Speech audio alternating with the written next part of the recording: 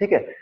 Very quickly we'll go through this. The first question was, I think it's also on your computer screens. The first question was, when Jane drives to work, she always places her purse on the passenger's seat.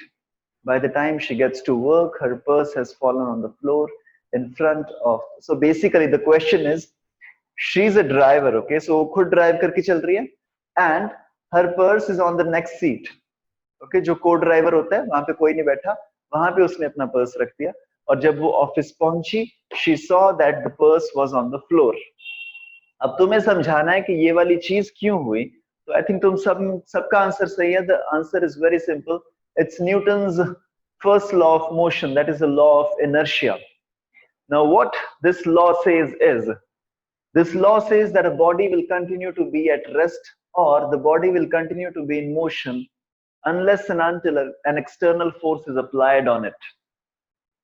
ठीक है, या फिर हम इसको law of inertia भी बोलते हैं कि अगर कोई चीज रेस्ट पे है तो वो रेस्ट पे रुकने की कोशिश करेगी जब तक बाहर से कोई उस पर फोर्स नहीं लगाई जा रही. तो ये वाली जो सिचुएशन हुई जेन के साथ, उसको समझाने के लिए what we can do is law of inertia का यूज कर सकते हैं कि the purse is kept on the seat.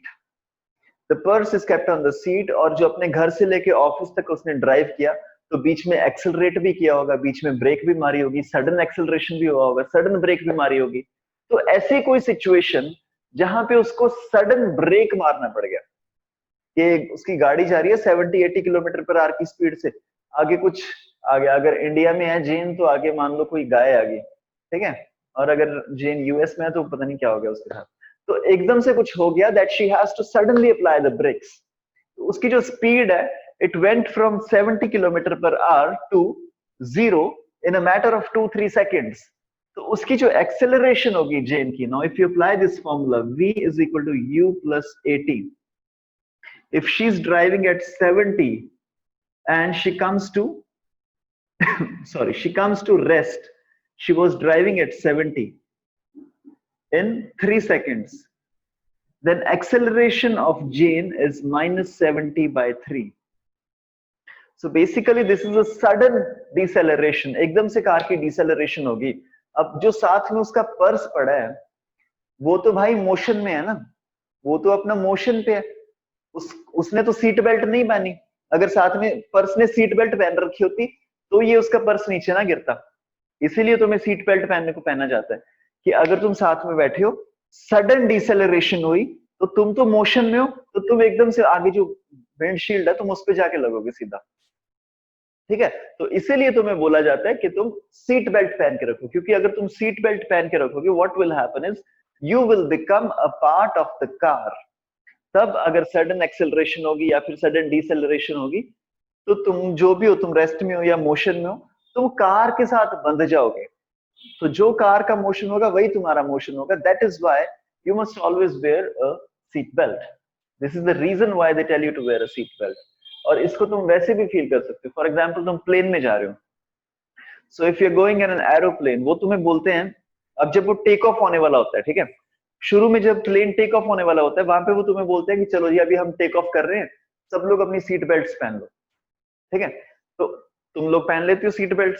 फिर उसके बाद जब ऊपर चले जाते हैं हवा में, उसके बाद वो अनाउंसमेंट करते हैं कि ठीक है जी अभी हम हवा में हैं, तो अभी अपनी सीट बेल्ट उतारनी है तो उतार दो, अभी तुम खाना वाना खाए, वॉशरूम यूज कर लो, कुछ भी कर लो, सीट बेल्ट उतार दो अभी. फिर एकदम से जब उसके बाद लैंड होने लगते हैं, तो फिर वो पायलट एक बार फिर बोलता है कि हाँ जी अभी हम लैंड करने लगे हैं, सीट बेल्ट पहन लो.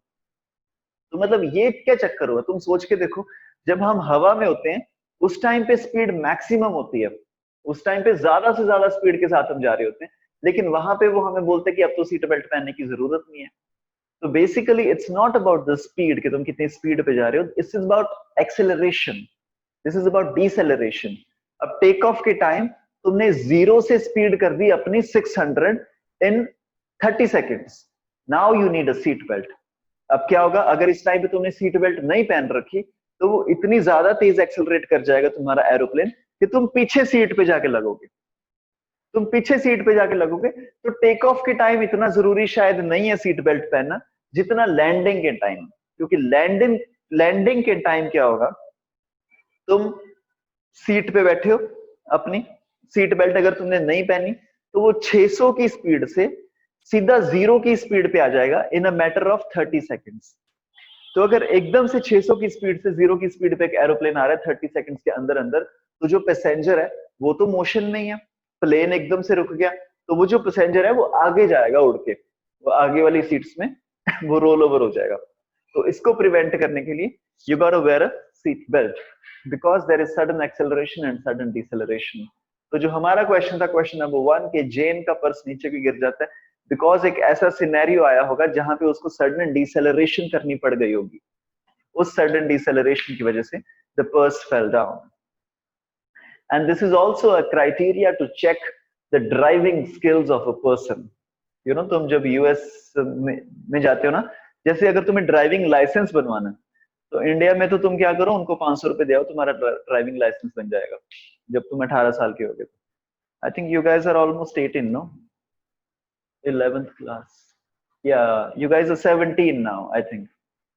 So अगले साल जब तुम ड्राइविंग लाइसेंस बनाओगे तो इंडिया में इट्स वेरी इजी, तुम फॉर्म वॉर्म भरो, तुम्हारा वहां पे ड्राइविंग टेस्ट नाम का होता है, लेकिन उनको अगर तुम कुछ पैसे दिया तो वो बन जाता है बड़े आराम से। तो मेरा ट्रक का भी बना हुआ है, अभी तक मेरे को ट्रक नहीं चलाना आता। सो बट यूएस में जब तुम जाते हो ना, so I have a friend in China, okay, तो उसका अभी अभी ड्राइविंग टेस्ट हुआ and she failed for the 5th time, okay. वो 5-6 बार वहां पे ड्राइविंग टेस्ट देने जाती है, हर बार फेल हो जाती है, और उसको चलानी आती है, अच्छी खासी चलानी आती है। तो यूएस, यूरोप और अमेरिकन कंट्रीज में अगर तुम जाओगे, वहां पे अगर तुम्हें ड्राइविंग लाइसेंस बनाना है तो उसके लिए एक रिगरस तुम्हारा टेस्ट होता है, और उसमें बहुत कॉमन सी चीज है कि उसमें तुम फेल हो जाते हो। तो उसमें वो ये तो चीज चेक करती हैं कि तुम्हें गियर डालना आता है, तुम्हें रेस देनी आती है, तुम गाड़ी चला लोगे या नहीं, वो तो चेक करती करती हूँ। उसके साथ वो तुम्हारी ड्राइविंग की क्वालिटी भी चेक करते हैं, ठीक है। तो बीच में स्पीड ब्रेकर्स आ जाएंगे, बीच में कुछ अलग अलग सिचुएशंस आ जाएंगे, वो चेक करते हैं कि हाउ वेल यू एक्सेलरेट और डिसेलरेट योर कार, है ना। तो अगर मैं एकदम से, जैसे मैं जा रहा हूँ, मैं 40 की स्पीड से जा रहा हूँ और तुम मेरे साथ बैठे हो, ठीक है, हम दोनों ड्राइव पे जा रहे हो, तो आगे स्पीड ब्रेकर आ गया, मैंने एकदम से अगर ब्रेक लगा दी तो तुम आगे जाके गिरोगे ना थोड़ा सा, है ना। So this kind of drivers, उसको हम यूएस में बोलते हैं, दीज आर जर्की ड्राइवर्स। तुमने बहुत ही कॉमन सा टर्म सुना होगा ये, that he was a jerky driver, कि वो एकदम से एक्सेलरेट कर रहा था, एकदम से डिसेलरेट कर रहा था। इसको हम बोलते हैं jerky drivers. This is not a good driving skill, ठीक है। पंजाबी च ਆਪਾਂ ਨੂੰ ਕਹਿੰਦੇ ਆ ਬੰਦਾ ਕੱਬੇ ਬ੍ਰੇਕ ਲਾਉਂਦਾ ਬਾਲੇ, है ना, कि मतलब he is not accelerating slowly, he is not decelerating slowly, you know, वो एकदम से एक्सेलरेट कर रहा है, एकदम से डिसेलरेट कर रहा है, this is not a good sign of a driving skill. तो ये मैं तुम्हें पहले ही बता रहा हूँ, अभी तुम लोग गाड़ी वाड़ी सीखोगे 1-2 सालों में, तो just take care of this, you know, that it's not about कि तुम्हें चलानी आती है, it's about how well you drive. The person who is sitting with you, the person who's sitting with you should feel comfortable and this person is sitting with you, okay. And we're moving on to the next question, and the next question is, you are waiting in a line to use the driving board at a local pool. So basically the question is, मैं तुम्हें हिंदी में समझा रहा हूँ, जब तुम diving करते हो स्विमिंग पूल में, कभी मैं क्वेश्चन तक लिख सकता सी तो जब देखो जी तो हद्दी को कंप्लीट करा दी। जब तुम स्विमिंग पूल में डाइव करते हो, then you always use a diving board. Now why do you use a diving board is, अब इसकी तुम्हें एक्सप्लेनेशन देनी है, then I think तुम सब में से तुम्हारा सबका आंसर सही था, this is Newton's third law of motion। क्योंकि जब तुम डाइव करने लगते हो, so what you do is you use this diving board as a spring। तुमने देखा होगा ना, तुम उस पे खड़े होते हो तो वो थोड़ा सा नीचे जाता है, फिर थोड़ा सा ऊपर जाता है, 3-4 बार, तुम 3-4 बार उस पे थोड़ा थोड़ा सा तुम जंप करते हो। One second, let me just remove somewhere. Yeah. तो इस जब डाइविंग बोर्ड पे तुम जाते हो, तो इस डाइविंग बोर्ड पे तुम 3-4 बार तुम उस पे, you use this board like a spring, you know, तुम थोड़ा सा नीचे जाते हो, फिर थोड़ा सा ऊपर जाते हो, थोड़ा सा नीचे जाते हो, ऊपर जाते हो। एंड में जब तुम्हें डाइव करना होता है, जब लास्ट मोमेंट पे तुम्हें डाइव करना होता है, तो तुम एकदम से पूरा प्रेशर लगाते हो नीचे बोर्ड पे। अब तुम सोच के देखो, तुम्हें जाना तो ऊपर है लेकिन तुम प्रेशर नीचे लगा रहे हो। This happens because of Newton's third law of motion, क्योंकि एंड में जब तुम पूरा प्रेशर नीचे लगाओगे, when you apply the entire pressure नीचे वाली डायरेक्शन में, बोर्ड तुम पे एक प्रेशर फेंकता है ऊपर की तरफ। तो ये बिल्कुल ट्रैम्पोलिन की तरह होता है, जैसे तुमने देखा होगा ना किसी मॉल वॉल में जाओ, वहां पे एक ट्रैम्पोलिन होता है जहां बच्चों को खड़ा कर देते हैं, उसको सिर्फ स्प्रिंग की तरह यूज करते हैं, उस पे थोड़ा सा जंप मारते हैं ऊपर नीचे ऊपर नीचे ऊपर नीचे, फिर जब बिल्कुल उनको ऊपर जाना होता है तो वो एकदम से नीचे पुश करते हैं ज्यादा फोर्स के साथ, क्योंकि जब तुम ट्रैम्पोलिन को नीचे फोर्स के साथ पुश करोगे, the trampoline is gonna push you ऊपर वाली डायरेक्शन में। Okay, so this is why we are using this trampoline. It happens because of the Newton's third law of motion. फिर तीसरा क्वेश्चन था कि what are the different types of friction? I think ये आपने सब में गलत किया. So the answer is different types of friction are, we have static friction, we have kinetic friction, and then we have limiting friction. एक तीसरी चीज होती है limiting friction. वो तुम में से किसी ने नहीं लिखा, क्योंकि लिमिटिंग फ्रिक्शन बहुत ही थोड़ी देर के लिए लगता है, बट तुम्हें ये ध्यान में रखना पड़ेगा, तीन तरह की फोर्सेस होती हैं, तीन तरह की फ्रिक्शन होती है, static friction, limiting friction and kinetic friction. And then the next question that we have is question number 4। जब हम किसी सॉकर बॉल को किक कर देते हैं तो वो थोड़ी देर बाद आगे जाके रुक जाती है, वो क्यों रुकती है? वो इसलिए रुकती है क्योंकि जो ग्राउंड और बॉल है उसमें एक फ्रिक्शनल फोर्स एक्ट कर रही है, वो फ्रिक्शन की जो फोर्स है वो धीरे धीरे उसके वेलोसिटी को कम कर देगी, और वो उसकी वेलोसिटी कम होते होते होते होते एकदम से जीरो हो जाएगी। Yes, next question is question number 5। तुम सबका गलत है question number 5। The question is a 2 kg object is moving horizontally with a speed of 4 meter per second. A 2 kg object is moving horizontally with a speed of 4 meter per second. How much force is required to keep this object moving at this speed? एक 2 kilo का object है, अभी इसको बना के देखते हैं। एक 2 kg का ऑब्जेक्ट है यहाँ पे, like this. It is moving with the speed of 4 meter per second. वो राइट साइड पे जा रहा है 4 मीटर पर सेकंड की स्पीड से, ठीक है? तो ये 4 मीटर पर सेकंड की स्पीड से राइट डायरेक्शन में जा रहा है। इसको 4 मीटर पर सेकंड की स्पीड से अगर हमें मूव कराना है, ओके, हम चाहते हैं कि ये 4 की स्पीड से ही मूव करता रहे और फ्रिक्शन कोई है नहीं, तो हमें कितनी फोर्स चाहिए कि ये 4 की स्पीड से मूव करता रहे? अब तुम सोच के देखो, initial velocity is 4, final velocity is 4, so acceleration is 0. Acceleration is 0, right? Because v is equal to u plus at. So acceleration is 0 meter per second square. If acceleration is 0 meter per second square, the force needed is equal to 0 Newton. Okay, ये on नहीं है, ये 0 Newton लिखा है। तो force needed is 0 Newton. तो मतलब इसको 4 की स्पीड से मूव कराने के लिए I need a force of 0 Newton. Yes? तो ये तुम में से, yes Kashish? So Bhavna is asking me why you removed them. Yeah, because there was a lot of sound from the other end, Kashish. Okay. Yeah, so गलती से उनका unmute हो गया था microphone, and I realized that they were not serious about this class. Okay, so आप उनको बता सकते हैं। Okay, the next question is, what is the mass of an object that needs a force of 6600 Newton? What is the mass of an object that needs a force of 6600 Newton to increase its speed from rest to 107 meter per second in 0.3 seconds? अब तुम्हें initial velocity पता है, अब तुम्हें final velocity पता है, और तुम्हें time पता है, तुम्हें u पता है, तुम्हें v पता है, और तुम्हें t पता है. So in this case, you can calculate the acceleration. You see the initial velocity is 0, final velocity is 107, time is 2.3 seconds. अब तुम्हें ये तीन चीजें पता है, v is equal to u plus at वाला फॉर्मूला लगा के मैं यहाँ से एक्सेलरेशन निकाल सकता हूँ। एक बार मेरी यहाँ से एक्सेलरेशन आ गई, I know force is equal to mass into acceleration. तुम एक्सेलरेशन की वैल्यू यहाँ पे पुट करोगे, फोर्स तुम्हें ऑलरेडी दी हुई है, from this you can calculate the mass. ये तुम सबका आंसर सही है, लेकिन इसमें कुछ लोगों की कैलकुलेशन मिस्टेक है। Alright, so that was all for the yesterday's test. जो हमने कल टेस्ट लिया उसमें सारे कंसेप्चुअल क्वेश्चंस थे। द गुड थिंग इज तुम लोगों के कॉन्सेप्ट्स क्लियर हैं, जो भी तुम्हें पढ़ाया जा रहा है तुम्हारे कॉन्सेप्ट्स क्लियर हैं, लेकिन कुछ लोगों की कैलकुलेशन मिस्टेक थी और कुछ लोगों की थोड़ी वैसी you know, silly mistakes थी. All right. Okay. So, अच्छा Kashish, Yes, sir. it's okay. You focus on the class. No, you don't have to talk to anybody. No, Okay. sir. I have not replied. Yeah, yeah. All right. If you just want to tell them, तुम उनको बता सकते हो कि उनका mic unmute हो गया था, and I realized that they were not really focusing on the class, so that is why I removed them. Okay. Okay. And we have Saik, Kashish, and Mohanpreet Singh. Kashish, ये मोहनप्रीत सिंह तुम्हारा friend है या ये मनन है? क्या, do you know, has Mohanpreet Singh joined the class today? Yes, sir. अच्छा अच्छा, okay ठीक है. अच्छा मोहनप्रीत सिंह एक बार कॉल कर लेना मेरे को क्लास के बाद, ठीक है?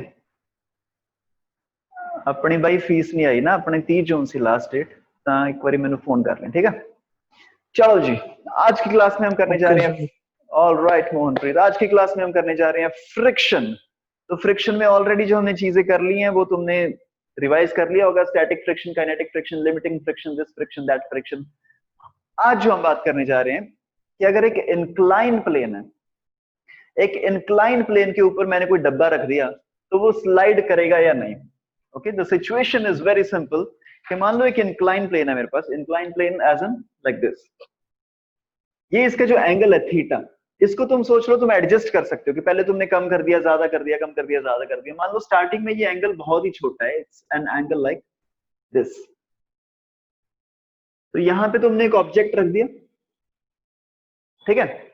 ये ऑब्जेक्ट रख दिया क्योंकि शुरू में द एंगल इज लेस, तो अभी स्टार्टिंग में ये स्लाइड नहीं करेगा. जस्ट इमेजिन दिस सिनेरियो, ठीक है? मेरे पास एक बुक है, इसके ऊपर मैंने ये माउस रख दिया, तो ये शुरू में स्लाइड नहीं करेगा, लेकिन अगर मैंने इसका एंगल चेंज करना स्टार्ट कर दिया, थोड़ा सा एंगल बढ़ा दिया, मैं थीटा बढ़ाता गया, बढ़ाता गया, बढ़ाता गया, एक एंगल पे आके the mouse will start to slide. See this angle is 0 now, this is 10, 15, 30, 45, 50. एक पॉइंट आएगा when the mouse starts to slide, ठीक है? तो मतलब थोड़ी देर बाद माउस स्लाइड होना स्टार्ट हो जाएगा. हमें वो निकालना है कि वो कितने टाइम बाद माउस स्लाइड होना स्टार्ट करेगा, राइट? तो उसका एनालिसिस करने के लिए let us imagine, first of all I think तुम्हें सिनेरियो समझ में आ गया होगा.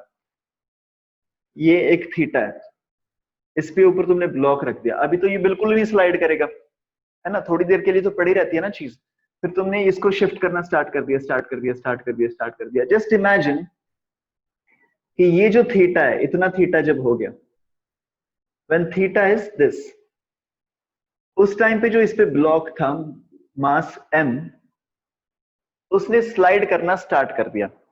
और हमें निकालना है कि किसी भी मास के लिए what is this value of theta जिस पे वो स्लाइड करना स्टार्ट करेगा, ठीक है? और इसका एनालिसिस करने के लिए हम थोड़ा सा इस पे फोर्सेस देखेंगे, कौन सी एक्ट कर रही है. So the very first force that is acting on this body is, अब इसको थोड़ा सा ध्यान से सुनना, ठीक है? तुम्हारे पिछले चैप्टर्स रिवाइज होने चाहिए और इसको थोड़ा सा ध्यान से सुनना. मैं थोड़ा सा जल्दी में कर जाऊंगा इस चीज को. So the force that is acting downwards is mg. अब mg, अब क्योंकि ये इंक्लाइन है तो हम अपनी x एक्सिस और y एक्सिस को चेंज कर देंगे. इसको मैं ले लेता हूं मेरी x एक्सिस, और इसकी जो परपेंडिकुलर मेरी एक्सिस होगी इसको मैं ले लेता हूं y एक्सिस. तो ये जो mg है, mg के दो कंपोनेंट्स बन जाएंगे. So one would be in this direction, that is called mg cos of theta, and one would be in this direction, that is called mg sin of theta. mg cos theta and mg sin theta. एक और force इस पे act कर रही होगी जो इसको slide होने से रोकने की कोशिश करेगी, and this force would be in the reverse direction called force of friction. Okay, so this force would be acting in the opposite direction. This is called the force of friction. ठीक है? और तो कोई इस पे force act कर नहीं रही है, और क्योंकि ये इसके साथ टच में है तो इसका एक नॉर्मल रिएक्शन लगेगा यहां से ऐसे. और ये कंपोनेंट्स mg के जो दो कंपोनेंट्स कैसे बने, mg cos थीटा और mg sin थीटा, अगर ये तुम्हें नहीं आता तो तुम एक बार पुरानी वीडियोस को रेफर कर लेना कि जब इंक्लाइन पे कोई चीज होती है तो उसके दो कंपोनेंट्स बन जाते हैं, mg cos theta and mg sin theta. तो अब अगर मेरे को इस ऑब्जेक्ट का फ्री बॉडी डायग्राम बनाना है, so I have this block of mass m, इस पे एक फोर्स लग रही है इस डायरेक्शन में, this is called mg sine theta. इस पे एक फोर्स लग रही है ऊपर वाली डायरेक्शन में, that is force of friction. इस पे एक फोर्स लग रही है इस डायरेक्शन में, mg cos थीटा, और इस पे एक फोर्स लग रही है इस डायरेक्शन में, नॉर्मल। या नाउ ये जो दोनों फोर्सेस है mg cos थीटा और नॉर्मल, ये दोनों तो इक्वल ही हैं। ये दोनों फोर्सेस इक्वल क्यों है? क्योंकि ये ऑब्जेक्ट जो है वो इंक्लाइन से ऐसे उड़ के नहीं जा रहा कहीं पे, या तो ये नीचे स्लाइड हो रहा है या फिर ये ऊपर स्लाइड हो रहा है। तो मतलब mg cos theta is equal to the normal reaction. ठीक है, तो हमारी प्रॉब्लम स्टेटमेंट क्या थी? हमें ये थीटा निकालना है कि थीटा कितने थीटा पे the object will start to slide down, at what value of theta the object will start to slide down. तो सबसे पहले तो ये मैं फ्रिक्शन की फोर्स निकाल दूं, पिछली तरफ फ्रिक्शन कितनी लगेगी। So I know that friction is equal to mu times n, which is equal to mu times normal reaction in this case is mg cos theta. Okay, so this friction is equal to mu times mg cos theta. अब एक बार दोबारा से concept को समझते हैं। अगर एक incline plane है, अगर बिल्कुल ही इंक्लाइन प्लेन है और थीटा जो है वो ऑलमोस्ट जीरो के इक्वल है, थीटा बिल्कुल जीरो के इक्वल है, यहां पे तुमने एक ऑब्जेक्ट रख दिया, तो जो नीचे की तरफ फोर्स लग रही है mg sin थीटा, ये तो बहुत कम फोर्स होगी, क्योंकि when theta is almost equal to zero, sin theta is almost equal to zero, तो mg sin थीटा ये वाली फोर्स बिल्कुल एकदम जीरो के बराबर है। लेकिन mg cos theta, when theta is equal to zero, cos theta is equal to 1, when cos theta is equal to 1, mu mg cos theta value बहुत ज्यादा होगी इसकी। मतलब शुरू में फ्रिक्शन की वैल्यू बहुत ज्यादा होगी, लेकिन ये नीचे वाली फोर्स की वैल्यू बहुत कम होगी, तो मतलब स्टार्टिंग में ये स्लाइड नहीं करेगा। फिर धीरे धीरे जब तुमने थीटा को बढ़ाना स्टार्ट कर दिया, जब तुमने थीटा को बढ़ाना स्टार्ट कर दिया, ये वैल्यू बढ़ना स्टार्ट हो जाएगी। जब तुम थीटा को बढ़ाओगे तो mg sin थीटा की वैल्यू बढ़ना स्टार्ट हो जाएगी, और फिर एक टाइम आएगा जब mg sin थीटा की value mu mg cos theta से ज्यादा हो जाएगी। फिर उस टाइम पे this object will start to slide down. Please give me a thumbs up if this is clear, या फिर तुम मेरे को पूछ सकते हो अनम्यूट करके। साइक मोहन, ऑल राइट, परफेक्ट। तो मतलब एक ऐसा सिनेरियो आएगा जब mg sin theta will be equal to mu mg cos theta, उस टाइम पे भी ये मूव नहीं करेगा ऑब्जेक्ट। लेकिन जब force mg sin theta mu mg cos theta से बस ये थोड़ा सा ही ज्यादा हो जाएगी, तो उस टाइम पे the object will start to slide down. So that means हमारी इक्वेशन क्या बनी? हमारी इक्वेशन बनती है कि my mg sin theta should be equal to, इसको मैं equal to लिख रहा हूं, बट एक्चुअली में this should be a little more than that. फिलहाल इक्वेशन बनाने के लिए इसको मैं equal to लिख रहा हूं। mg sin theta should be equal to mu times mg cos theta, should be equal to mu times mg cos theta. या यहां से mg और mg कट गया, और यहां से तुम्हारा निकल के आ गया tan theta is equal to mu.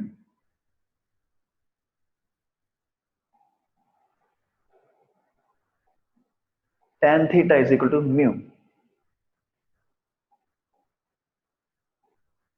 इसका मतलब क्या हुआ? अगर कोई भी इंक्लाइन प्लेन है, उसका जो भी उसके ऊपर ऑब्जेक्ट रखा है, और ये जो भी वैल्यू ऑफ म्यू आती है, म्यू की वैल्यू जो भी होगी, तो when theta is equal to tan inverse of mu, इसको तुम ये भी लिख सकते हो that theta is equal to tan inverse mu. तो इस केस में जो भी म्यू की वैल्यू होगी और उसका जो tan इनवर्स म्यू जितना भी बनता होगा, तो जब थीटा tan इनवर्स म्यू के इक्वल हो गया, या फिर tan इनवर्स म्यू के से थोड़ा सा ज्यादा हो गया, उस टाइम पे the object will start to slide down। and this angle where the object just starts to slide down, this angle is called the angle of repose. This angle is called the angle of repose, and it is represented by theta r. It's called the angle of repose and it is represented by theta r. अभी तक हमने जो भी किया उसमें अगर कोई भी डाउट है तो you can ask me, otherwise just note this whole down. पूरी कहानी लिख लो ये, फिर इसके बाद हम इसके क्वेश्चंस करेंगे.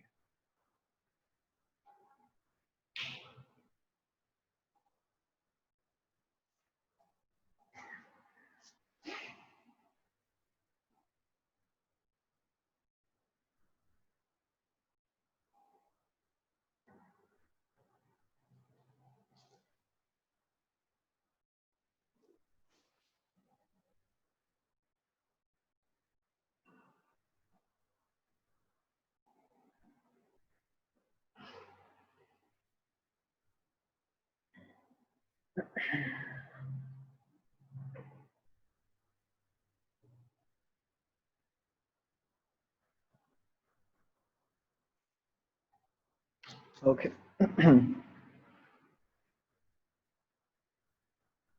ओके वैसे नोट्स में तुम्हारे एज इट इज ये दी हुई है, ऐसे मैंने पूरा का पूरा लिख के दिया तुम्हें, but you also note this down. ठीक है, इसको हम बोलते हैं angle of repose, that is theta R. और उसे हमने निकाला कैसे, ये mg sin थीटा को म्यू mg cos थीटा के इक्वल रख के. Okay, let me repeat it once again, जो मैंने तुमको उस दिन बताया था ना. ये जो है ना, जो तुमने पाथ चूज किया है, देखो जब तुम 10th क्लियर कर लेते हो ना, 10th क्लियर करने के बाद तुम्हारे पास बहुत सारी ऑप्शंस होती हैं. तो जिस टाइम पे मैंने 10th क्लियर की थी उस टाइम पे शायद मेरे पास इतनी ऑप्शंस नहीं थी. तो उस टाइम पे मेरे को 3-4 चीजें हमारे सामने होती हैं, medical, non medical, this that. ये या तो फिर तुम बिल्कुल ही मतलब यू नो आर्ट्स ले लो, if you are really passionate about something, if you are passionate about painting, drawing, whatever, then you go into arts and those kind of streams. But other than this, Indian education system है, ये थोड़ी सी हमारे education system की भी problem है कि जब तुम 10th क्लियर कर लोगे तो उसके बाद there are not much options that you have. One is you can either take science and you can become an engineer, और इंजीनियरिंग में भी अब जैसे तुम लोग इंजीनियर बनने जा रहे हो, ठीक है, तुम सबने नॉन मेडिकल लिया है, लेकिन अभी भी तुम लोगों को पता नहीं कि तुम्हें कौन सा इंजीनियर बनना है ना. तो इंजीनियरिंग में आगे ब्रांचेस होती है ना, you have electrical branch, you have mechanical, you have information technology, और ये सारे इंजीनियर्स की जिंदगी बिल्कुल अलग होती है. तुम अगर एक सिविल इंजीनियर बनते हो और तुम अगर एक इलेक्ट्रिकल इंजीनियर बनते हो तो तुम्हारी जिंदगी बिल्कुल ही अलग होगी, तुम्हें पता ही नहीं होगा. There would be a world full of difference between your lifes अगर तुम ये दो ब्रांचेस चूज करते हो. लेकिन आई थिंक तुम में से मोस्ट ऑफ द पीपल, तुमको अभी पता ही नहीं है कि तुम्हें कौन सी ब्रांच लेनी है. तुम जस्ट इंजीनियरिंग कर रहे हो just because this is in demand these days. Engineering is in demand these days क्योंकि पैसे अच्छे मिलते हैं, क्योंकि सैलरीज अच्छी हैं, क्योंकि हाइक्स अच्छे हैं, तो इसलिए तुम इंजीनियर्स बने जा रहे हो. अगर तुम में से किसी ने साइंस नहीं लिया, then you gonna go into medical, और फिर तुम एक डॉक्टर बनने जा रहे हो. ठीक है, और इस तरीके से हमारे पास ऑप्शंस बहुत लिमिटेड हैं क्योंकि हम इंडियन एजुकेशन सिस्टम में. लेकिन I also want to tell you कि एक बार हम इसमें घुस गए हैं, एक बार यू हैव चोजन कि तुम्हें IIT JEE का पेपर देना है या फिर तुम्हें AIEEE का पेपर देना है, then you have to be very meticulous and consistent with your studies for next 2 years. अगले 2 साल के लिए you have to be absolutely disciplined. Okay? और अगर तुम पूरे 100% disciplined नहीं हो तो तुम यार अपने आप को धोखा दे रहे हो, तुम और तो कुछ नहीं कर रहे हो तुम, है ना. 2 साल बाद तुम बोलोगे कि हाँ जी हमारा पेपर नहीं क्लियर हुआ, कोई बात नहीं, और ऐसे लाखों बच्चे हैं जिसका पेपर नहीं क्लियर हुआ है, कुछ और करते हैं. ठीक है, फिर तुम वही कुछ छोटा मोटा सा काम करोगे, फिर तुम देखोगे कि हाँ जी अब क्या करें, पढ़ाई में तो कुछ हुआ नहीं, this that, right. So it's very important कि अगर तुमने एक बार चूज कर ही लिया कि तुम लोगों को IIT JEE क्रैक करनी है, then you give your 100%, just give full on into this. ठीक है, अगर तुम सिंपली सोच लोगे कि हाँ जी ये वाली क्लास भी कर ली, ये वाली क्लास भी कर ली, जो इन्होंने ये वाले सर ने कराया वो मैंने कर लिया क्लास में, ठीक है, जितने इन्होंने मेरे को क्वेश्चंस दिए वो भी मैंने कर लिए, ठीक है, अब मैं IIT क्लियर कर जाऊंगा, ऐसे नहीं होता यार. You have to study by yourself, तुम्हें अपने आप से किताबें देखनी पड़ेंगी, तुम्हें अपने आप से तुम्हें नोट्स देखने पड़ेंगे अपने आप से। द गुड थिंग इज अभी तुम लोगों के पास रिसोर्सेज हैं, तुम्हारे पास यूट्यूब है, तुम्हारे पास गूगल है, तुम्हारे पास इंटरनेट है, तुम्हारे पास अनलिमिटेड क्वेश्चंस है। जब मैं होता था ना, तब हमारे पास बस एक किताब होती थी, उसमें से जितने क्वेश्चंस है हम उसी को पढ़ते थे। अगर मेरे को कुछ एक्स्ट्रा क्वेश्चंस करने हैं, मैं एक नई किताब खरीद के लाऊंगा। लेकिन आजकल की जिंदगी में ऐसा नहीं है। तुम गूगल पे लिखो Newton's laws of motion questions, तुम्हारे सामने हजारों क्वेश्चंस आ जाएंगे। तुम लिखो Newton's laws of motion previous year questions, पिछले साल जो भी आईआईटी में क्वेश्चंस आए 2 मिनट के अंदर अंदर तुम्हारे सामने आ जाएंगे। हमारे टाइम पे अगर मेरे को आईआईटी के क्वेश्चंस प्रैक्टिस करने होते थे, तो मेरे को अलग से जाके बाजार से एक बुक खरीदनी पड़ती थी। वो मेरे को पहले पूछ के जाना पड़ता था किसी को कि यार कौन सी बुक अच्छी है कौन सी नहीं। आजकल सारा कंटेंट जो इंटरनेट पे पड़ा है वो अच्छा है, and you have resources to practice. लेकिन ये प्रैक्टिस करनी पड़ेगी। अगर तुम ये प्रैक्टिस नहीं कर रहे हो ना ये सारी चीजें, तो it's very difficult to crack this examination, क्योंकि कंपटीशन बहुत ज्यादा टफ होने वाला है इसमें। ठीक है, मैंने तुम्हें कैलकुलेशन उस दिन करके बताई थी, 300 में से एक बच्चा सिलेक्ट होता है। So the calculation is extremely extremely stringent. ठीक है, तुम्हें सिलेक्ट होने के लिए बहुत ही ज्यादा डिसिप्लिन्ड होना पड़ेगा। Not just your academics, academics तो ठीक है, तुम्हारे टीचर्स अच्छे होने चाहिए, तुम्हारी बुक्स अच्छी होनी चाहिए, तुम्हारी पढ़ाई अच्छी होनी चाहिए, but more than the academics you have to be disciplined within yourself. The way you sit, the way you talk, the way you act, the way you solve questions, the way you place your notebook, all these things have to be very meticulously calculated by you. तो इसको तुम मजाक मजाक में नहीं ले सकते। ठीक है, अगर तुमने सोच लिया कि हाँ जी मजे मजे में क्लास अटेंड कर ली और तुम IIT JEE निकाल दोगे, तो it's a time waste both for you and for me. या मेरा तो चलो फिर भी ठीक है, जो मेरे को करना था जिंदगी में मैंने कर लिया, बट तुम लोगों के लिए it's gonna be a major time loss कि तुम अपना टाइम इन्वेस्ट भी कर रहे हो। I am gonna tell you this, okay, the stage that you are in right now, this age when you are just 16, 17, 18 years of age, this is the age when you are just at the verge of maturity. This is the age when you are just at the verge of maturity. To give you an example, जब तुम you look at a 45-year-old man, ठीक है, जब वो 45 का होगा और जब वो 47 का होगा, there is not much of a difference in him. तुम्हें लगेगा कि हाँ जी यार एक ही बंदा है. Even you pick up a 35-year-old woman, when she's 35 and when she's 36, when she's 37, there's not much of a difference in this woman. But you take a 17-year-old child, you take a 17-year-old boy, and you take a 19-year-old boy. There is a word full of a difference. Okay? You take a 15-year-old boy, 15 is when you are in 9th class, and you take an 18-year-old boy. There is a word full of a difference. तुम पहचान ही नहीं पाओगे कि यार 15 और 18 में ये same बंदा भी है या नहीं. तो मतलब ये जो एज होती है ना, जिसको हम बोलते हैं कि teen age. Tin means what? 13, 14, 15, 16 till 19. जिसको हम बोलते हैं teen age. In this age, your growth happens at a very, very rapid pace. क्योंकि जब तुम 12 साल के होते हो, जब तुम 13 साल के होते हो, उस टाइम पे you are still in the child category. उसको हम बोलते हैं कि अभी तुम बच्चे ही हो, ठीक है? And when you are somewhere around 21, 22, उसको उस टाइम पे we tell you that okay, now you have grown up. But लेकिन ये जो बीच वाली स्टेज होती है ना, when कि अभी तुम child भी नहीं हो, अभी तुम grown up भी नहीं हो, अभी तुम वो transition phase में हो, इसको हम बोलते हैं teenage. Okay? और इस टीन एज में the maturity rate happens at a very rapid pace. मैं ये नहीं बोल रहा कि एक 24 साल का लड़का ग्रो नहीं कर रहा होता, वो ग्रो कर रहा होता है, लेकिन वो धीरे धीरे ग्रो करना होता है. जो उसको करना होता है ग्रो, वो कर चुका होता है. सिमिलरली जो एक बच्चा होता है वो इतना ग्रो नहीं करता होता, लेकिन ये जो बीच वाली एज है ना, इसमें तुम्हारी ग्रोथ की जो पेस है वो बहुत ज्यादा होती है. So you have to be absolutely, you have to make the best use of it basically. तुम ये वाला जो टाइम है ना, इसको तुम वेस्ट नहीं कर सकते.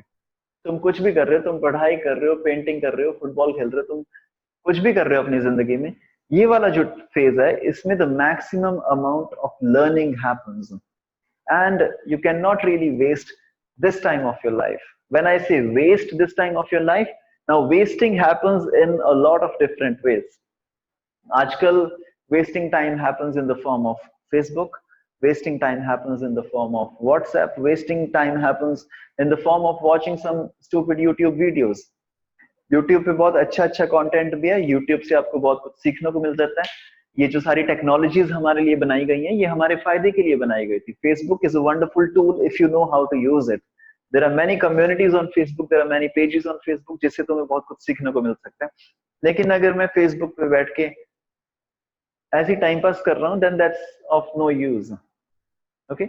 Similarly, ये जो तुम्हारा पर्टिकुलर टाइम पीरियड चल रहा है 11th और 12th का, इस टाइम पे the only thing that should be focused upon is your studies.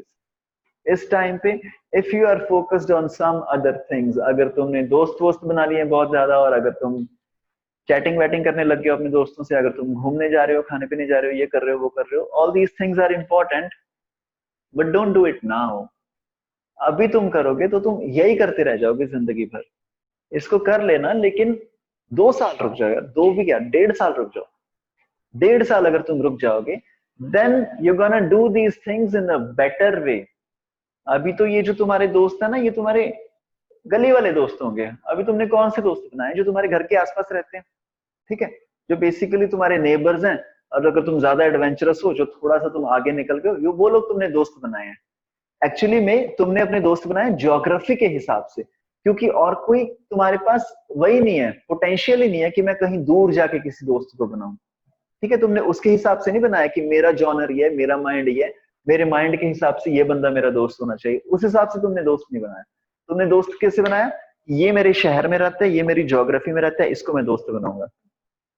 Similarly अगर तुम्हारा अच्छा रैंक नहीं आया, तुम कॉलेज में चले गए, मान लो इसमें चले गए, तुम ज्ञानी जैल सिंह कॉलेज में चले गए, तो यहाँ पे कौन से बच्चे आएंगे, जो बठिंडा के बच्चे हैं वो आएंगे, जो रामपुरा के बच्चे हैं वो आएंगे, बरनाला के बच्चे आ जाएंगे, फिर आसपास के जो पिंड पुंड ने ना अपने इन्हों के जवाक आ जाएंगे सारे। ठीक है, तो मतलब ये बठिंडा के आसपास जो 100 किलोमीटर के एरिया में ये सारे बच्चे वहां पे होंगे। एक बार फिर से तुम्हारे दोस्त वैसे के वैसे ही होंगे। लेकिन तुम सोच के देखो, तुमने ये 2 साल अगर अच्छे से पढ़ाई कर ली और तुम्हारा रैंक आ गया, फिर तुम जा रहे हो वहां पे IIT गुवाहाटी में पढ़ने जा रहे हो, या फिर तुम IIT कानपुर में पढ़ने जा रहे हो, या फिर तुम कहीं दूर पढ़ने जा रहे हो। ठीक है, तुम बिट्स गोवा में जा रहे हो, या फिर बिट्स पिलानी में जा रहे हो, या फिर तुम VIT वेल्लोर में जा रहे हो। सबसे अच्छी चीज तो क्या होगी, वो कॉलेज अच्छे हैं, तुम्हारी जॉब अच्छी लगेगी, 4 साल के बाद तुम्हारा पैकेज होगा कम से कम 20-25 लाख का। सबसे पहली चीज तो ये। सेकंड चीज जो लोग इग्नोर कर देते हैं, अबे अगर तुम्हें ऐश भी करनी है ना, तो वो भी इन कॉलेजेस में ज्यादा होगी यार। अब तुम ये वाले बठिंडा वाले कॉलेज में क्या ही ऐश करोगे। अब तुम IIT गुवाहाटी जाओगे, तो IIT गुवाहाटी में जाओगे, तुम वहां से ये एक IIT है टॉप क्लास का, पूरे इंडिया में से बच्चे आए होंगे। 2-3 बच्चे होंगे पंजाब के, 2-3 बच्चे होंगे महाराष्ट्र के, 2-3 बच्चे होंगे ऐसे, जो पूरा बैच आएगा, जो तुम्हारी क्लास होगी, तुम्हारी क्लास में कुछ 100 बच्चे होंगे। वो जो 100 बच्चे होंगे, इंडिया की जो 30 स्टेट्स हैं, उसमें से 2-2, 3-3 बच्चे होंगे हर स्टेट में से, है ना। अब ये तुम्हारे दोस्त बनेंगे। अब तुम अपना एक्सपोजर देखो, अब ये तुम्हारे दोस्त बनेंगे। मान लो तुम्हें कोई अच्छा लग गया बच्चा जो तमिलनाडु का है, ठीक है, और वो तुम्हें इसलिए अच्छा लग गया, अब वो तुम्हें ज्योग्राफी की वजह से अच्छा नहीं लगा। अब तुम ये नहीं बोलोगे कि ये बच्चा मेरे स्कूल में ही है, मेरे साथ बैठता था, इसका रोल नंबर मेरे रोल नंबर के साथ था, इसलिए हम बेस्ट फ्रेंड्स हैं। अब वो जो तुम्हें बंदा अच्छा लगेगा, अब वो जो तुम्हारा दोस्त बनेगा, वो तुम्हारा इसलिए दोस्त बनेगा बिकॉज तुम लोगों का जॉनर मिलता है, तुम लोगों का एटीट्यूड मिलता है, तुम लोगों का माइंड मिलता है। तो इन दोस्तों को मैं बोलता हूँ these are the real friendships to be done. तो मतलब बेसिकली अगर तुम्हें ऐश भी करनी है, कल को तुम अगर घूमने का प्लान भी बना रहे हो, तो अपने जैसे लोग ढूंढो ना यार, एडवेंचरस। अगर तुम्हें कुछ एडवेंचर है, तुम कुछ करना चाहते हो, तुम कुछ बढ़िया सा करना चाहते हो, there would be people around you जो तुम्हारे जैसे हैं। लेकिन अभी जो तुम्हारे दोस्त हैं, ये तो ऐसी है ना यार, ये तो तुमने चूज नहीं किए, ये तो क्योंकि और कोई ऑप्शन नहीं थी, इसलिए तुम्हें पकड़ा दिए गए। क्योंकि तुम्हारे पास और कोई ऑप्शन नहीं है, तो जो भी तुम्हारे आसपास देखा तुमने उसको दोस्त बना लिया। लेकिन these are not the real guys. अच्छे वाले दोस्त तुम्हें तभी मिलेंगे जब तुम बाहर निकलोगे, और बाहर तुम कब निकलोगे, जब तुम पढ़ाई करोगे। तो दोनों चीजें, अगर तुमने ये अभी 1.5-2 साल पढ़ाई कर ली, सबसे पहली चीज तो क्या आएगी, तुम्हारा एक रैंक अच्छा आएगा, तुम्हारा कॉलेज अच्छा आएगा, तुम्हारी प्लेसमेंट अच्छी होगी, तुम्हारी सैलरी अच्छी होगी, तो मतलब तुम्हारी जिंदगी अच्छी होगी। सेकेंडली, अगर तुम्हें ये ऐश भी करनी है ना, तो इवन इन टर्म्स ऑफ मस्ती and all these things, these colleges are much better than the local colleges. तो तुम ध्यान रखना, ये 1.5 साल you have to be absolutely disciplined, absolutely disciplined. And when I say absolute discipline, it's also important right now. इस समय तुम कहाँ बैठे हो, किस पोस्चर में बैठे हो, और जैसे तुमने बुक रखी है, जैसे तुम्हारे पेन रखे है, how you are sitting this one full hour. क्या तुमने अपने घर पे सबको बता दिया कि अभी मेरी क्लास चल रही है 1 से 2, please do not disturb me? Is your room locked? क्या तुमने बाकी सारी चीजें कि मेरे को बीच में पानी पी के आना है, मेरे को लंच करना है, मेरे को ये करना है, क्या ये सारी चीजें तुमने ऑलरेडी सेटल्ड कर रखी है या नहीं? क्या तुम फुली फोकस्ड हो ये 1 घंटा? अगर तुम फुली फोकस्ड नहीं हो, अगर तुम इस क्लास के बीच में उठ के पानी पी के आ रहे हो, then trust me, take it for granted, तुम अगले साल आईआईटी क्लियर नहीं कर पाओगे. ओके? अगर इस क्लास के अंदर तुम्हारा फोन तुम्हारे हाथ में है और इस मीटिंग के अलावा उसमें कुछ भी और चल रहा है, अगर तुमने कोई भी मैसेजेस चेक किए, कुछ भी और चेक किया, मैं तुम्हें बोलूंगा नहीं, ठीक है? It's not in my nature कि मैं तुम पे ऐसे नजर रखूं. करने को मैं कर सकता हूँ, मैं तुम्हारी वीडियोस ऑन करवा सकता हूँ, मैं तुम्हें एक गाइडलाइन दे सकता हूँ कि भाई अब तुम्हें रूम में बैठ के पढ़ना है. तुम्हारे पेरेंट्स को मैं कांटेक्ट कर सकता हूँ कि तुम्हें इस पे ध्यान रखना है कि ये एक रूम में पढ़े, ये एक चेयर पे पढ़े, ये एक टेबल पे पढ़े. But the thing is, I'm not really doing this because this is not in my nature to do all these things, right? So this is not in my nature, but you have to be cautious of that. तुम लोगों को ये वाली चीज खुद ध्यान में रखनी पड़ेगी ना यार, क्योंकि जिंदगी किसकी है? तुम्हारी जिंदगी है ना, तो मैं थोड़ा ना तुम्हारे पीछे आऊंगा. तो just take care of all these things कि तुम्हें कहाँ पढ़ना है, कैसे पढ़ना है, and right now how you are sitting and how you are taking this class. So all these things will matter in the end कि तुम्हारा कितना रैंक आएगा. ठीक है? तो उस हिसाब से ये सारी चीजें ध्यान में रखना. एंड जब भी तुम इस क्लास में आओ, B absolutely attentive. Not just this class, ये तो सिर्फ फिजिक्स क्लास है, जो तुम्हारे बाकी 2 सब्जेक्ट्स भी हैं, be absolutely attentive and then you study only for 2 years. अगर तुमने ये 2 साल मेहनत कर ली, फिर तुम्हारी बाकी की जिंदगी सेट हो जाएगी. ठीक है जी? सो इसी केस में we are doing the next question. एक इंक्लाइन प्लेन है जिसका एंगल है 30 डिग्री. एक इंक्लाइन प्लेन है जिसका एंगल है 30 डिग्री और उसके ऊपर एक मास रखा हुआ है जिसका मास है 5 kilo. So this is an inclined plane. This is 30 degrees. इसके ऊपर एक मास मैंने रखा है. This mass is equal to 5 kgs. Okay, इस इंक्लाइन में just hold on a second. हाँ, 500 1000 पे लेना है, मेरे बैग चला है. Okay, 1 second. किधर तू आप लेके आना कुछ? किरण, अच्छा. ऑलराइट. अश्विन मैम को कह देना लिख लेना. ठीक है? Alright. Okay, I am sorry for that. Okay, so now there is an incline जिसपे 30 डिग्री का इंक्लाइन है. 5 किलो का एक मास तुमने रख दिया. ठीक है? 30 किलो का ये एंगल था, 5 किलो का मास रख दिया. और ये जो इंक्लाइन है इसका हमने एंगल ऑफ रिपोज, वही वाला एक्सपेरिमेंट किया हमने, धीरे धीरे इसका एंगल बढ़ा के देख लिया. एंगल बढ़ाते के जो एंगल ऑफ रिपोज था that came out to be 45 degrees. Angle of repose came out to be 45 degree. The first question is, find the acceleration. Find the acceleration of the block. Second question is, find the frictional force. Find the frictional force acting. अच्छा, एक second ना, ये थोड़ा सा difficult हो गया. एक second, थोड़ा सा ये डिफिकल्ट हो गया. ठीक है, इसको आसान करते हैं. पहले इजी क्वेश्चंस करेंगे, फिर हम डिफिकल्ट क्वेश्चंस करेंगे. एक इंक्लाइन है, एक इंक्लाइन प्लेन है,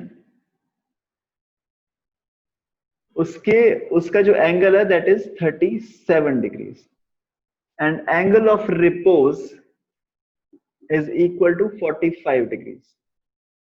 angle of repose is 45 degrees. यहाँ पे एक मास रखा हुआ है, मास m। तो first question is find acceleration, second question is find mu. Mu मतलब कांस्टेंट ऑफ फ्रिक्शन। तो तुम्हें दो चीजें निकालनी है, find acceleration and find mu. So you have 2 minutes, just look at this. देखो इसको कर सकते हो तो फिर हम स्टार्ट करते हैं।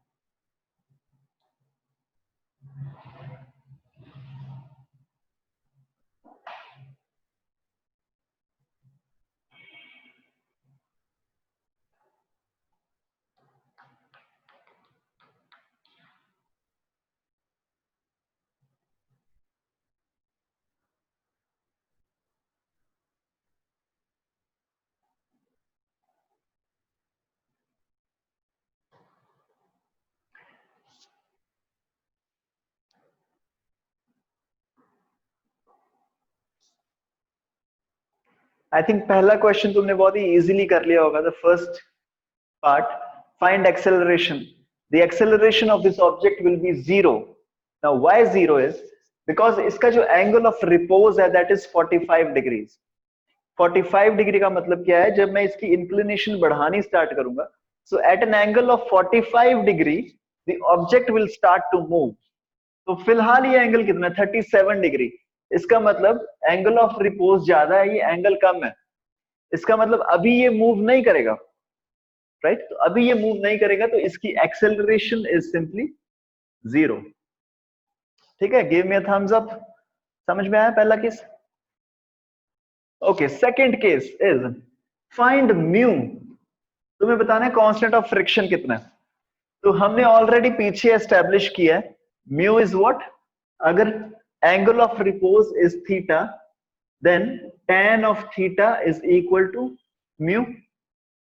तो tan of theta मतलब tan of 45 degrees is equal to mu, मतलब mu comes out to be 1।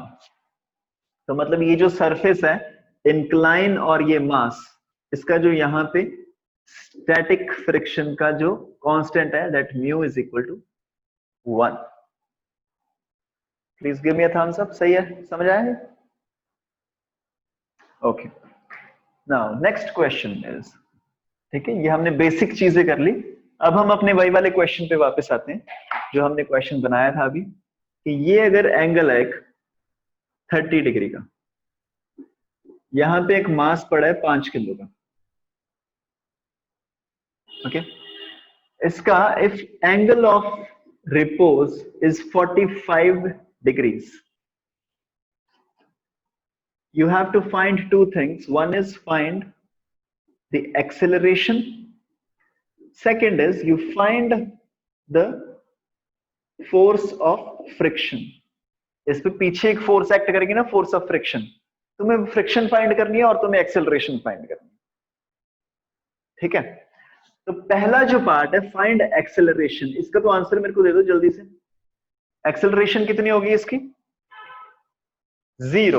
Why 0? Because angle of repose is 45 degree और तुमने अभी इंक्लिनेशन कितनी की है, 30 डिग्री। तो मतलब अभी तो ये मूव करेगा नहीं। अभी ये क्यों नहीं मूव करेगा? इवन दो नीचे की तरफ फोर्स लग रही है, नीचे mg sin थीटा फोर्स लग रही है नीचे की तरफ, mg sin थीटा फोर्स लग रही है नीचे की तरफ, लेकिन अभी ये मूव नहीं करेगा क्योंकि ऊपर की तरफ फ्रिक्शन भी एक्ट कर रही है, क्योंकि ऊपर की तरफ फ्रिक्शन भी एक्ट कर रही है। तो अभी ये मूव नहीं करेगा because angle of repose is greater than this angle of inclination. तो मेरा फर्स्ट ऑफ ऑल एक्सेलरेशन तो मेरी आ गई 0। दूसरा क्वेश्चन है find the force of friction. Find the force of friction, और अगर तुमने यहां पे फ्रिक्शन फाइंड कर दी, F is equal to mu mg cos theta, इस तरीके से तुमने अगर फ्रिक्शन फाइंड कर दी, सबसे पहले तो म्यू की वैल्यू कितनी आएगी, tan of 45 दैट इज 1। मास की वैल्यू कितनी है 5, g की वैल्यू कितनी है 10, cos of 30 degree, cos of 30 degree कितना होता है √3/2, तो this comes out to be 25 √3 newton. अगर तुमने फ्रिक्शन की ये वैल्यू निकाल दी 25√3, तो ये आंसर तुम्हारा सरासर गलत हो जाएगा। ये आंसर गलत है फ्रिक्शन का। फिलहाल फ्रिक्शन की वैल्यू ये नहीं है, फ्रिक्शन की ये मैक्सिमम वैल्यू है। फ्रिक्शन की वैल्यू ये मैक्सिमम है। अगर इससे ज्यादा तुम्हारी फोर्स हो गई तो ये ऑब्जेक्ट स्लाइड करने लग जाएगा। मतलब this is the value of limiting friction. This is limiting friction. वो एग्जांपल याद करो कि यहाँ पे एक हाथी खड़ा है, तुमने उसको 1 न्यूटन से धक्का मारा, वो तुम पे 1 न्यूटन से धक्का मारेगा। तुमने 5 न्यूटन से धक्का मारा, वो 5 न्यूटन से धक्का मारेगा। जब तक वो चलना स्टार्ट नहीं होता, वो तुम्हें उसी फोर्स के साथ धक्का मारेगा जितनी फोर्स तुमने उस पे लगाई। तो इस टाइम पे क्योंकि ये ऑब्जेक्ट चलना स्टार्ट नहीं हुआ, तो फ्रिक्शन की फोर्स कितनी होगी? जितनी फ्रिक्शन की फोर्स उसको अपोज करने में लगेगी। मतलब एक्चुअली में फोर्स कितनी लग रही है? mg sin theta. तो mg sin थीटा कितना है? 5 into 10 into 1/2, that is 25 Newton. तो इस टाइम पे नीचे की तरफ फोर्स लग रही है 25 न्यूटन, तो जो फ्रिक्शन की फोर्स भी होगी that will also be 25 Newton.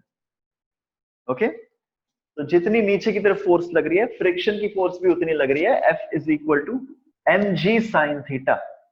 ये जो वैल्यू आई है mu mg cos theta, this is the maximum value of friction. जब ये वाली वैल्यू बढ़ते बढ़ते 25 हो जाएगी, फिर 26 हो जाएगी, 27 हो जाएगी, करते करते जब ये वैल्यू इतनी होगी 25√3, तब ये ऑब्जेक्ट स्लाइड करना स्टार्ट कर देगा। ये वाली चीज समझ में आई?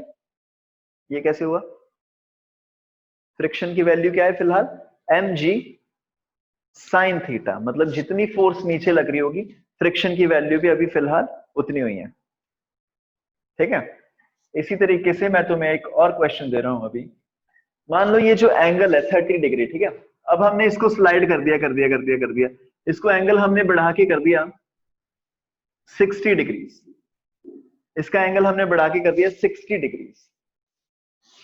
अब तुम बताओ what is the acceleration and what is the force of friction acting. ये एंगल ऑफ रिपोज उतना ही रहेगा 45 degree. Now in this case what is the acceleration? A part, find acceleration. B part is find the force of friction. अब first of all तो angle of repose तुम्हारा 45 degree है, ये angle 60 degree है। इसका मतलब ये मूव करेगा, ये मूव करेगा। अभी सबसे पहले तो मेरा ये एस्टैब्लिश हो गया कि ये मूव करेगा। तो अब ये मूव करेगा तो कितनी फोर्स के साथ मूव करेगा? हम इसका एक फ्री बॉडी डायग्राम बनाएं। अगर ये नीचे की तरफ फोर्स लगेगी mg sin थीटा, इस तरफ फोर्स लगेगी force of friction which is equal to, अब यहां पे कौन सी फ्रिक्शनल फोर्स लगेगी? जो मैक्सिमम हो सकती है। मैक्सिमम फ्रिक्शनल फोर्स कितनी हो सकती है? Mu times n।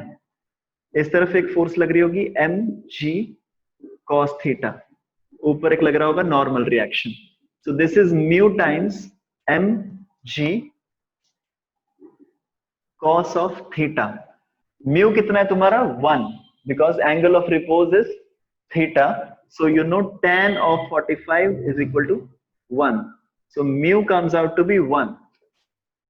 So यहां पे तुम लिख सकते हो mu is 1, m is 5, this is 10, cos of 60 that is 1/2, so equal to 25 Newton. तो तुम्हारी फ्रिक्शन की फोर्स जो अभी यहाँ पे एक्ट करेगी इस केस में, that is mu mg cos theta, क्योंकि अभी ये मैक्सिमम वैल्यू ऑफ फ्रिक्शन आ चुकी है, इससे ज्यादा फ्रिक्शन अपोज नहीं कर पाएगी। So this is the value of friction which is equal to 25 Newton. तो फ्रिक्शन की फोर्स तो इतनी एक्ट कर रही है 25 न्यूटन। ये नीचे mg sin थीटा कितना एक्ट कर रहा है? This mg sin theta is equal to 5 into 10 into sine of 60 degree, that is √3/2. This gives me 25√3. अब नीचे वाली फोर्स एक्टिंग इज 25√3, ऊपर वाली फोर्स इज 25। तो नेट फोर्स कितनी आ गई? 25√3 minus 25. This is the net force, and this net force is equal to mass into acceleration. So your acceleration comes out to be 5 root 3 minus 5 is equal to 5 into 0.73 is equal to 3.65 meter per second square.